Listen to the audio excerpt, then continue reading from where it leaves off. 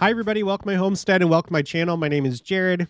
I don't know about you, but my head is still reeling from what happened yesterday with the transfer of ownership of the Kirtland Temple from the Community of Christ to the Church of Jesus Christ of Latter-day Saints. It is truly mind-boggling. This is now my newest entry on my Second Coming timeline, the most recent event.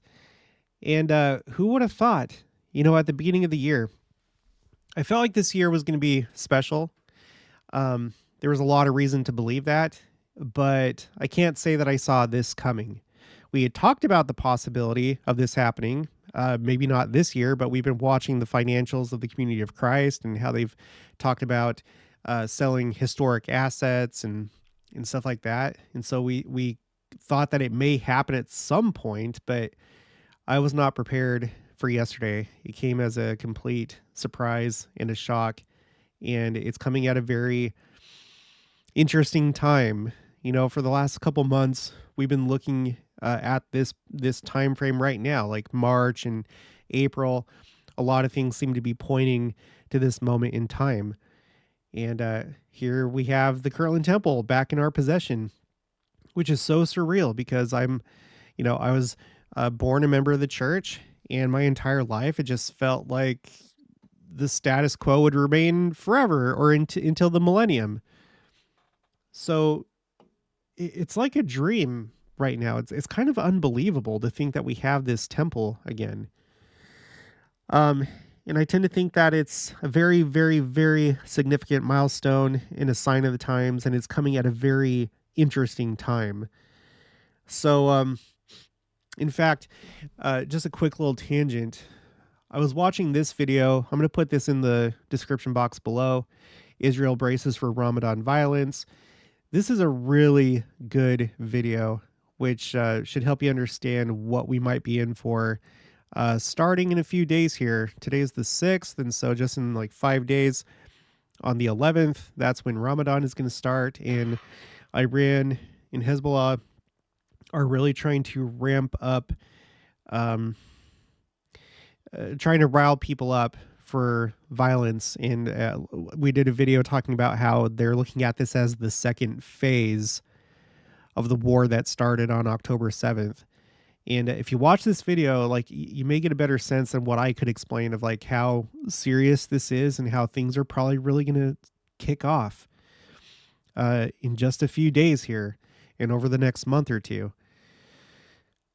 So anyway, I'll probably touch on that again in a video pretty soon, but let's get back to the Kirtland Temple. One thing that we were looking at, where is it, was this thing that President Nelson is doing that so far he's done for 6 months in a row, where once a month for 6 months in a row on his social media, in his post, he'll repeat a word or a phrase 7 times. Interestingly, this started on September 21st of last year, which was the 200-year anniversary of the angel Moroni meeting with Joseph Smith. So he chose that day to start doing this thing, and you and I have wondered, what does it mean? It's pretty clear that it's intentional. Let me just give, in case this is new to you. So in that post, September 21st of last year, the phrase that was repeated 7 times was the Book of Mormon. Okay. I have the whole post right. Let's see. I have the whole post right here. You can access my spreadsheets anytime. The link for my spreadsheets is in the description box of every video. Just go to the tab Prophets, President Nelson's Sevens. Okay. So Book of Mormon, Book of Mormon, Book of Mormon 7 times. In October, he took an excerpt from his talk, Think Celestial, where he repeated Think Celestial 7 times in one paragraph. In November, the word was prayers. In December, it was titles of Christ. New Year's Day, it was the word marvel. And then on Valentine's Day, it was love. And so it's, I think, natural to assume that, with him doing this thing and focusing on the number 7, that maybe the last one of this series would be this month in March.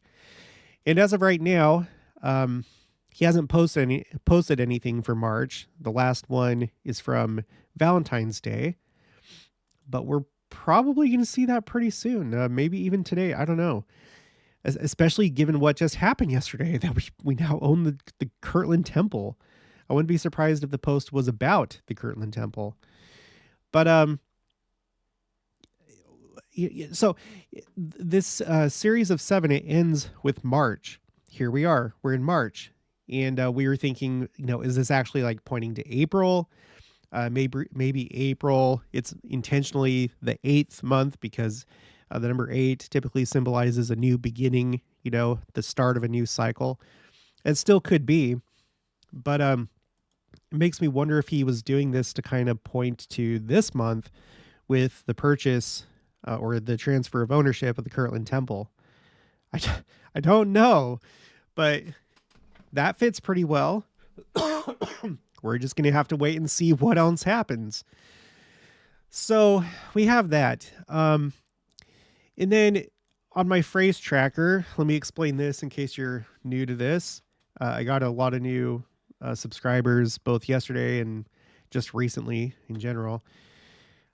This is a spreadsheet where I keep a tally of the number of general conference talks that include these words or phrases.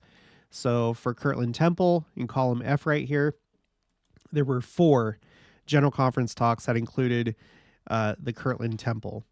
And I have this all, on a timeline. Okay. So you go back in time, and the Kirtland Temple is talked about, pretty frequently. There are some spikes, like for some reason, the late 40s and early 50s. There's kind of another one in the mid 70s. There's kind of one here in the 90s. But then there's one right here. There's a big jump to 5 in 2020. And you have to go back to 1996 to see another 5. So the year before they started talking with the Community of Christ about the Kirtland Temple, there's this spike in talking about the Kirtland Temple. It's probably not a coincidence. They've probably been talking about it who knows how long, but certainly in 2020, I would think that they'd be talking about it since they're going to talk about it with them the next year. So that's interesting. Let's see, I have a couple more. Let's go. Oops, okay. Ohio. We have this. Okay. Here's Ohio. Go back in time. And you do see it, it's there. In fact, you see it a lot more frequently in the past. But in recent times, not so much. Like, look at, maybe starting in the year 2000. You don't see a whole lot. There's a 4 in 2004.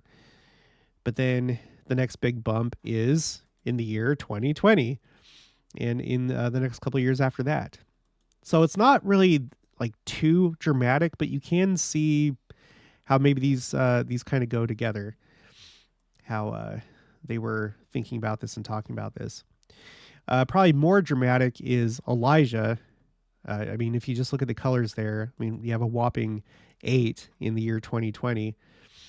We know that Elijah, the famous prophecy that the Jews are still waiting to happen of Elijah returning, it already occurred, and it occurred in the Kirtland Temple.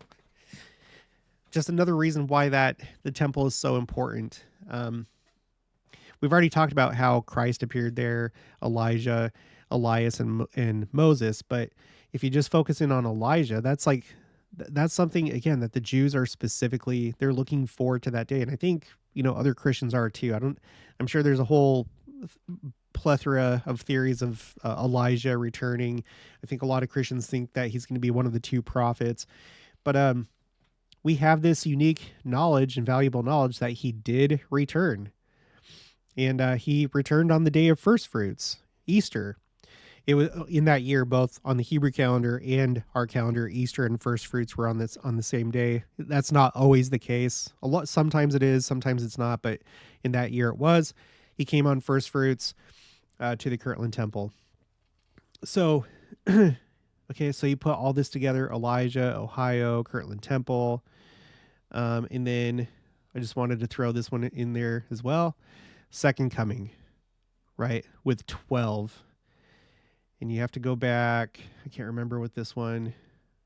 No, there is no other time for Second Coming that matches 12. The only year that really comes close, 1958 with 9, 1974 with 8. But all of a sudden, during President Nelson's presidency, Second Coming just takes off, and it especially takes off and spikes and peaks in 2020. So I think that this kind of tells a picture, or it kind of tells a story. I don't know.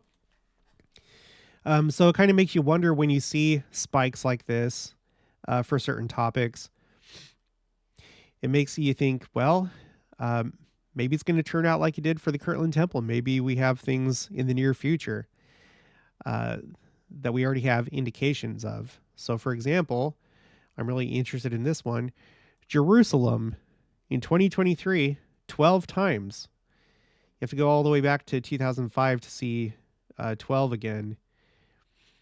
And then before that, 1982, 66 and 64, and 50. And that's it. So it may or may not mean anything, but within recent times, that's a pretty dramatic increase for 1 year. Jewish, that's another thing. With 5 in 2023. You have to go back to 1968 to see another 5, 59, 55, 54. Anyway, so the fact of the matter is it seems like this has been in the works for a while, which makes sense, and that it even kind of spilled into General Conference a little bit. And what's interesting is you may remember I've done videos about the Community of Christ and the Church of Christ Temple Lot. They're the ones that own the Temple Lot in Independence, Missouri, right? So let's zoom in really quick. So Church of Christ Temple Lot right here, this little church. And last I checked, they only have like 1,700 members worldwide. They're much smaller than the Community of Christ, which is more like 250,000. So these are like really small churches, but especially this one that owns the Temple Lot. And, it's interesting. Okay, so a couple things. Now that we know that it's possible for something like yesterday to happen, just all of a sudden one day, we find out that the church owns the Kirtland Temple. What else is possible? What else is possible? Because we're waiting on some more things. We are waiting on someday for this to come back into our possession, but not just this. Again, there was supposed to be a 24 temple complex. Where do I get that idea? Because some people don't know this. Go to the Joseph Smith papers or go to like any number of places. But here's the original source. This is the original plan for New Jerusalem, a city of 15 to 20,000 people. After it's filled up, you build another city after the same pattern. And this city would have had 12 temples in the middle, right? Number 11 is the temple that the Church of Christ Temple Lot owns right here. And you can see the outline for it because they do different activities out there to kind of like, I've seen things where like they have like everybody from the church, like from the congregation come out here and like stand on the perimeter of the footprint of where the temple would be. Right. But it's not just that. So it's not just this. It's pretty much all of this right here. And I'll show you. I'm not going to do it right now, but remember the Independence Visitor Center, which is owned by us, was built according to the specifications revealed to Joseph Smith for these temples. So they built this as a temple or to be a temple, but it's currently being used as a visitor center. But at any time, it can be renovated and turned into a temple whenever the Lord reveals that time. But so we have this, right? We're waiting on this, but we're also waiting on all this right here, which the Community of Christ owns. You have their spiral temple right here, and then their conference center called the auditorium right here. Let me show you. So on Photoshop, here you go. We have the bird's eye view of this area. And then I did an overlay of the 24 temple complex. Okay, so this. So then I did this so you can see it a little bit better. Okay, 24 temple complex. And then let's just get rid of these other streets and blocks up here. And now we have the area that would be these two blocks. Okay, and so if we zoom in, we have the Independence Visitor Center right here. That would be temple number, what is that? 13, yeah, 13, 14, 15, yeah, number 13. So that's already in place. And then we need the site of the first temple, temple number 11. But then as you can see, the auditorium and the spiral temple is also on land that we would need in order to construct New Jerusalem, according to the original plan. We have our our stake center right there, which of course that could be moved anytime, torn down and then built somewhere else, or whatever the plan would be. But there's basically more that we're waiting for, but things can happen anytime unexpectedly and against our best judgment. You know, I think there's a lot of people that would have said, "Oh no, we're not gonna see the Kirtland Temple. It's just not going to happen. We're not going to see it until the millennium." Well, it turns out that that's not right. We own it right now, and it's not going to be an operating temple, at least not anytime soon. Maybe that we'll have to wait till sometime in the millennium. But for right now, for the foreseeable future, it's going to be kind of like the status quo. Okay. So anyway, there's that. Let's go back to this. So you might recall that I covered this article before. This is from Fox 4, Kansas City. 3 faiths surround Independence Land where many believe second coming will occur. Okay, and then you go to the bottom of this article, and there was something said that, you know, we didn't know if it was true or not, but now with what happened yesterday with the Kirtland Temple, I think this is probably true, what I'm about to read to you. When asked by Fox 4, elders with the Church of Jesus Christ of Latter-day Saints said they're not trying to acquire the temple lot ground. But Sheldon said there have been inquiries as recently as this year. So when was this written? This was written October 29th, 2018, or in other words, President Nelson's first year as president of the church. And then it says, he insists it's not for sale and lives each day keeping his mind ready for the second coming of Jesus Christ right here in Independence. And Sheldon is firm on the question of whether his church would ever sell the temple lot ground to the larger Church of Jesus Christ of Latter-day Saints. Quote, "It ain't happening, never will happen," end quote. And fittingly, there's a button underneath that says suggest a correction. I'd like to suggest a correction to Mr. Sheldon. Of course, you know, we're friends with them and things would, but you know, he doesn't know, obviously. Nobody knows much about the future except for prophets and what's been revealed. But I think that there's going to be a correction to that sentiment. You know, we look at the community of Christ. Okay, the other church, not the Church of Christ Temple Lot. And basically what's made this possible from my own research and understanding is that the church experienced like a big schism in the 80s. Before the 80s, they were called the RLDS Church, the Reorganized Church of Jesus Christ of Latter-day Saints. And I don't know what it was, but it seems like there was some kind of takeover or infiltration or something where the church seems to have become much more watered down from what it once was. Like before, they had much more like literal beliefs about things like the second coming and um, the temple and stuff like that. I can't go into specifics because I haven't researched it that far, but I just know that they had much more literal beliefs before the 80s. But after the 80s, they've become much more metaphoric and symbolic and less literal in their interpretation of doctrine. And again, I don't mean to be a broken record, but that became very evident to me when I interviewed Linda L. Booth.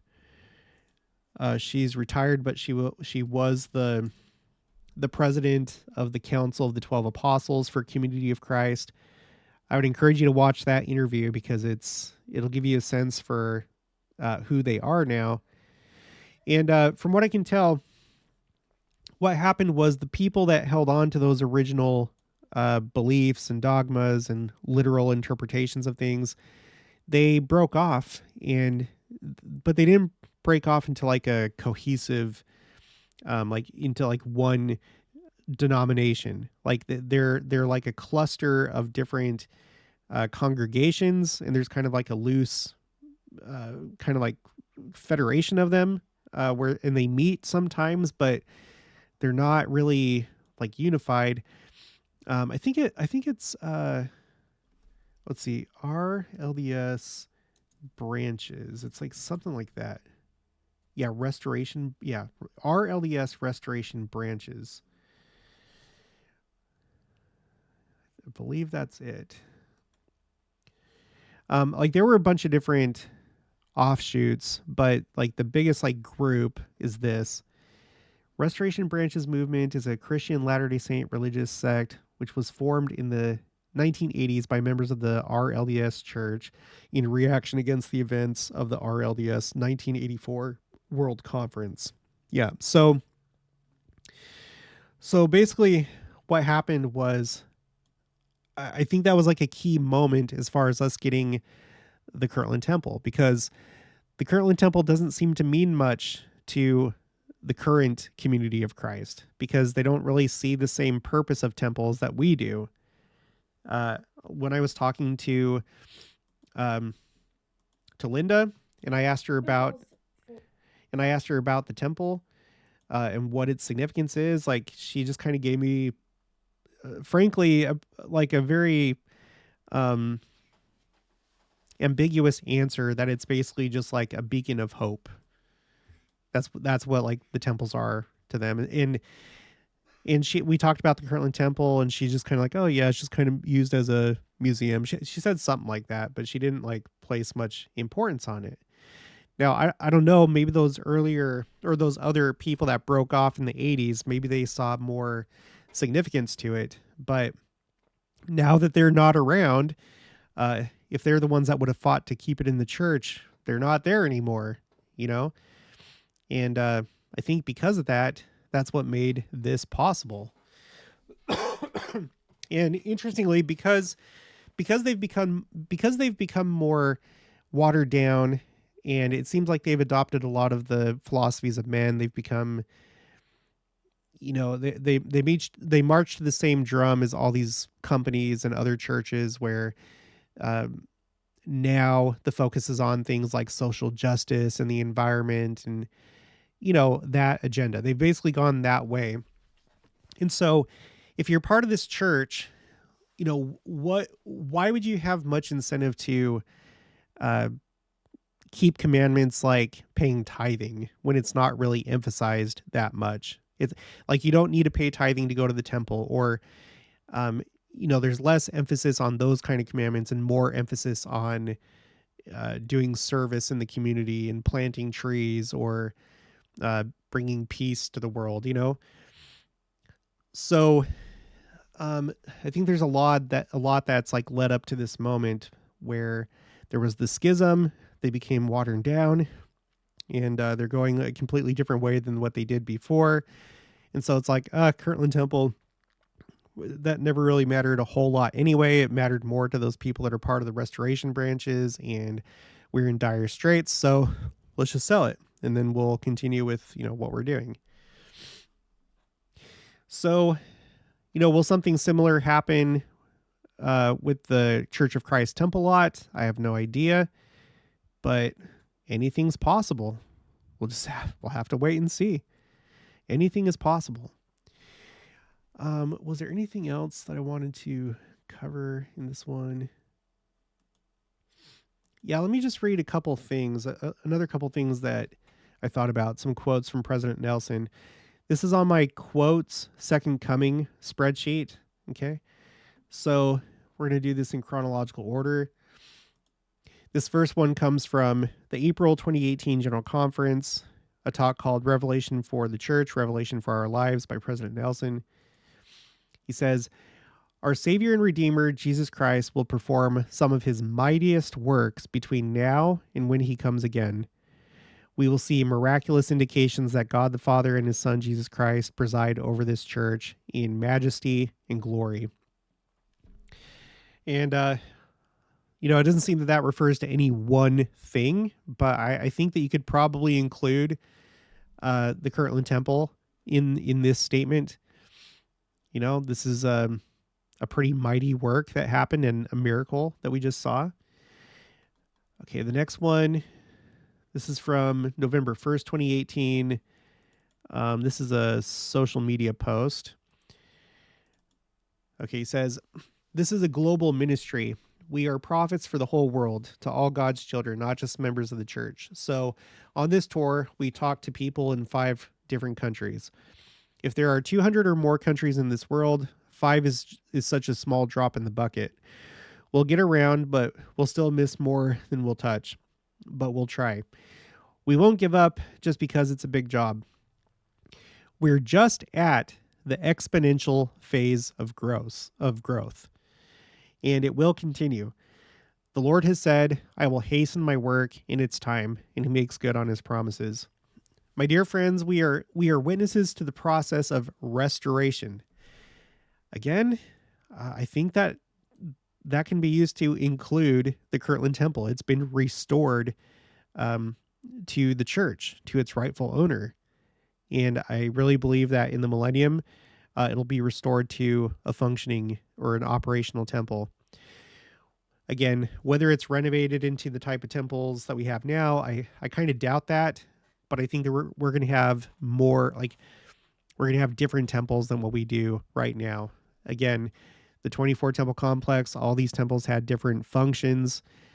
Some were like offices, some were for education, some were for, they just had different purposes. So I think that the Kirtland Temple will probably function in that way in the millennium. That's my guess. My dear friends, we are witnesses to the process of restoration. If you think the church is fully restored, you're just seeing the beginning. There's much more to come. Wait until next year, and then the next year, and then 2024, it turns out. Eat your vitamins, get your rest. It's going to be exciting. It certainly has. And the Kirtland Temple is maybe one of the more exciting things, I think. Okay. President Nelson, this is from a Church News article, December 27, 2029. President Nelson's a hinge point in the history of the church. And he says things are going to move forward at an accelerated pace. And then the same article, we're just building up to what's ahead now. And then the same article, this is President Nelson's a hinge point. This March 15th, 2019. I think I got that messed up. I got to double check. I think it's the same article. I got to fix that though. Okay. Elder David A. Bednar of the Quorum of the 12 Apostles said, everything in the restored gospel of Jesus Christ focuses on him and ordinances and covenants, period. End of sentence, exclamation point. And that's what we'll take all over. He said, this marks the beginning of something very majestic. So he's talking about the dedication of the Rome, Italy temple. He said this, quote, marks the beginning of something very majestic. And President Nelson has already highlighted the fact that this experience here is a hinge point, not just for the church in this temple district, but in all the world. Okay, and then I think I had one more. Okay.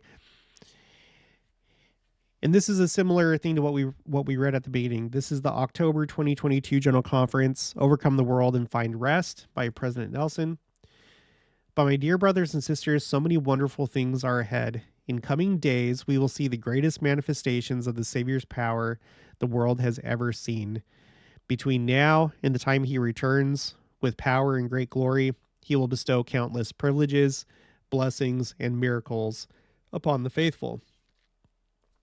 We've talked about this phrase quite a bit: privileges, blessings, and miracles. And now I think this is one thing that we can point to that is probably fulfillment of some of this. It was definitely a privilege and a blessing and a miracle that we got the Kirtland Temple back. All right, that's all that I have. Okay, so okay, there's going to be more. I know that I have more to talk about, but this is going to be it for this one. If you noticed anything, if you have any thoughts, put it in the comments below. Send me an email, especially if you're referring to a specific source. Please send me an email with that source, and we'll do more videos. So, okay, that's going to be it for this one. If you haven't already, please make sure to subscribe, like this video if you liked it, leave your thoughts and opinions down in the comments below. Also, make sure to share it, and I'll talk to you guys later.